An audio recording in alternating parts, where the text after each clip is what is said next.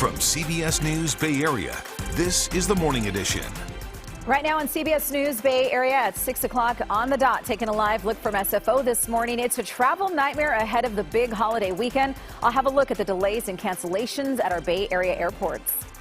Plus, Major League Baseball is saying no to San Jose's request for an expansion team. Just ahead, I explained the reason why the baseball commissioner denied that request, Amanda. I'm interested to hear about that, Justin.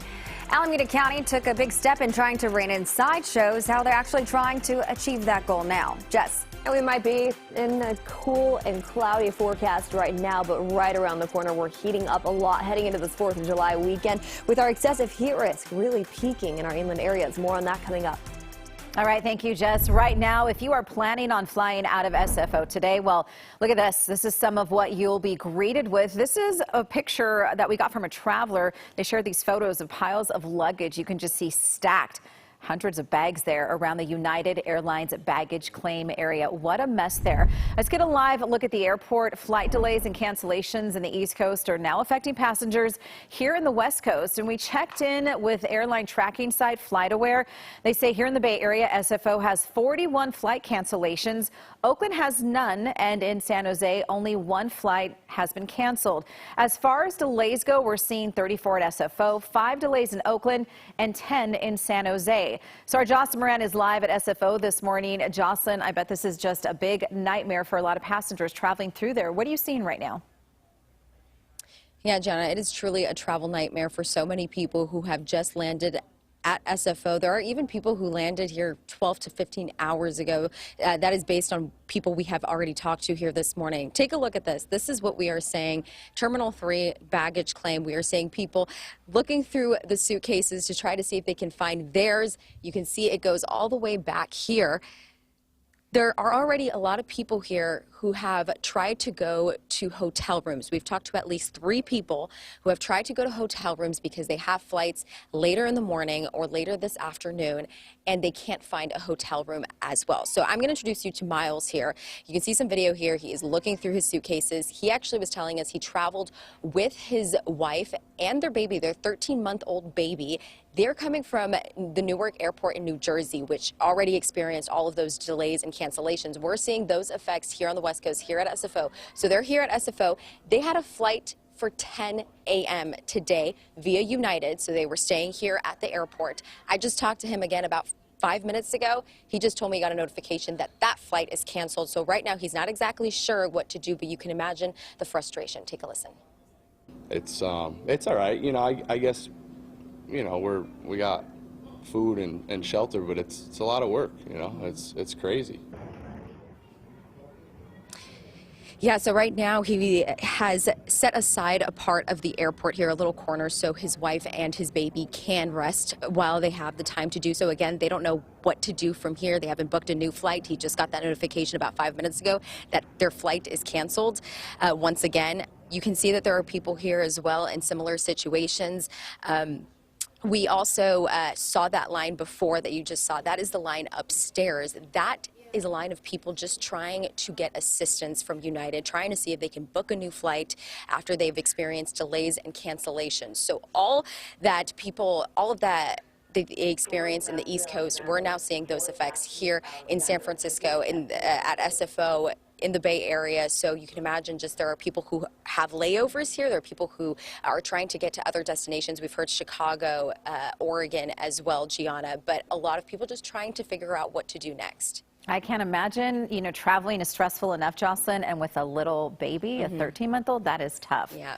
I hope they get those flights booked sooner than later. All right, thank you, Jocelyn. We'll check in with you in just a little bit. You know, if you are planning to drive over to SFO, maybe you're picking up a friend who is stuck there, or you've got a flight to catch.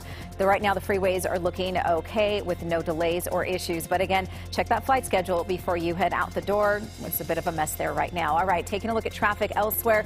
If you are getting ready to head over towards the Bay Bridge, Toll Plaza metering lights are officially on, which means it is officially backed up. So it is slow as you work your way over into San Francisco this this morning. Some brake lights there and getting a little crowded now coming off the East Shore Freeway. We are tracking a slow ride westbound as you work your way out of El Sobrante into Richmond, down into El Cerrito. Certainly a bit busy through that area. 580, 680 Dublin interchange. That's a part of the morning commute that gets crowded early. It's been pretty slow for most of the morning, making that connector from the Dublin interchange.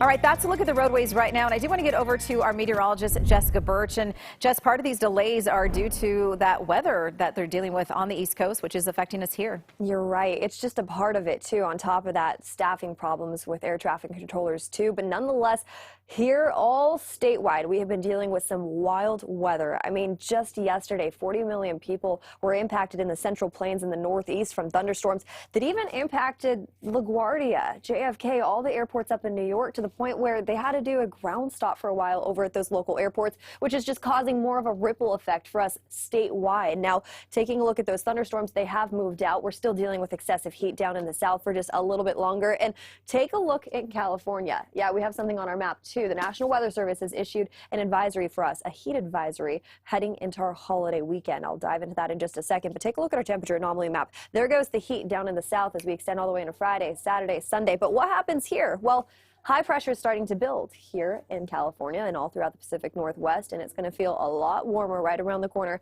heading into our holiday weekend. Temperatures are going to spike in the upper 90s, even triple digits, all throughout the highlighted zones and counties on this map right behind me. So this is a friendly reminder from the National Weather Service and from myself, start drinking water now, start wearing sunscreen now, start taking really close eye on keeping a close eye on those loved ones, especially as we head into our holiday weekend. It's going to be a scorcher. These 80s that we have right now off in our East Inland Hills are going to quickly be replaced by triple digits. And even along the coast, off into the bay, upper 50s and lower 60s, we're going to start seeing 70s in the forecast heading into Friday and Saturday. Now over to you. Developing this morning, it's a strikeout for San Jose's plan to bring an expansion team to the South Bay. Major League Baseball rejected the request from current San Jose Mayor Matt Mahan and 4 of the city's former mayors. We told you the other day that San Jose hasn't given up on its pitch to lure professional baseball to the largest city here in NorCal. San Jose is currently barred from having a team since the Giants have territorial rights to baseball in the South Bay.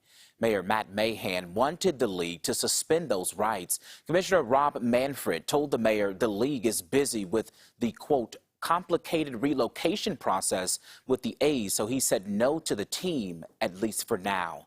He released a statement saying in part, quote, at least until that process is complete, we are not in a position to take any other action with respect to the territories in Northern California or to consider the possibility of expansion. Mayor Matt Mahan had this response to the commissioner, writing, quote, this will continue to be a priority of ours. San Jose and our residents deserve a Major League Baseball team, and frankly, the MLB deserves to be here in our city. In other two-team markets, though, like Los Angeles, Chicago, and New York, both teams share their region. That's what San Jose is asking for with this proposal. Amanda. That'd be fun, though. I'm into it. All right. Well, let's look at our other top stories now. New ordinance in Alameda County promises to crack down on street racing, dangerous driving, and illegal sideshows by going after the people who watch them. Yesterday, the county's Board of Supervisors voted to fine people up to $1,000 for being a spectator at one of those events. They could even go to jail for up to 3 months, but not everyone agrees this is the right approach or that it's even legal. Time and time again, I've seen a huge disproportionate amount of black and brown people get swept up simply because they are black and brown. And this ordinance has such the potential to do that. Now, this would only apply to unincorporated parts of Alameda County, so cities like Oakland would actually be excluded from this. And Santa Rosa police have arrested 3 teenagers in connection to a deadly shooting. A 15-year-old boy was shot and killed Saturday on Blacksmith Way near Arrowhead Drive. Police say 2 groups got into an argument and started shooting, and they say it was gang-related. The suspects between 14 and 16 years old. Earlier this month, another 15-year-old was shot and killed in Santa Rosa. Police say that was gang-related too. They arrested a 23-year-old man, a 17-year-old boy, and a 14-year-old girl. Oof. Well, San Francisco Mayor London Breed is drawing support across the city for her budget proposal. Yesterday, she gathered with city leaders, store owners, and law enforcement in the Sunset District to talk more about her proposal.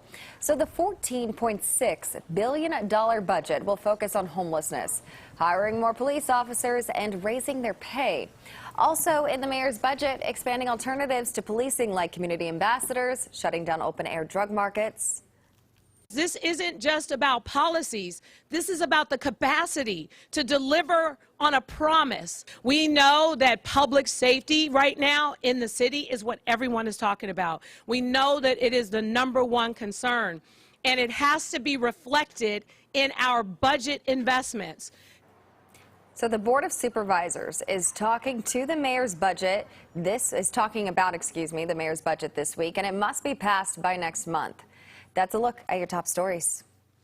Well, chances are if you drive around San Francisco, you've seen these right here, self-driving cars somewhere in the city, maybe stalled out. Well, the state was about to let them operate almost everywhere in the city at any time, but now that's not happening, at least not yet. SFMTA says incidents involving Cruise and Waymo almost tripled in the first 4 months of the year. And as Jose Martinez reports, that has regulators pumping the brakes. Walking emergency, medical, and fire. I gotta get it out of here now. Incidents like this one, involving a self-driving car stuck in the middle of an emergency, are becoming a headache for city officials. Currently, we just have an escalating number of incidents that are not life-threatening at this moment, but are impeding our ability to respond effectively. Hey, you go first. SF Fire Department Assistant Deputy Chief Darius Luttrop says it's time for companies like Cruise and Waymo to take a break. These cars are in the street learning. It's like these cars are at school right now, and we don't feel like they're quite ready to expand to the level they want to expand to. We've asked to kind of get more insight into the process of developing their modes of operation. These concerns come to light as the California Public Utilities Commission gets ready to vote to allow the unlimited expansion of these robotaxis on public streets. But experts in vehicle safety like Philip Koopman say the commission should place more requirements before approving this expansion. These companies deployed without a driver to see how it would work out, and we found out that it's causing disruption of public services, public safety services. And so in response, they should improve safety by doing something to stop that disruption. Well, we reached out to Cruise and Waymo for comment. Waymo responded by saying, "We navigate and interact with active emergency vehicles day and night smoothly. The vast majority of these often challenging and complex encounters have been without issue." Well, state regulators were set to vote tomorrow on whether to allow the companies to operate 24/7 on public streets. Well, that's now been pushed back to July 13th.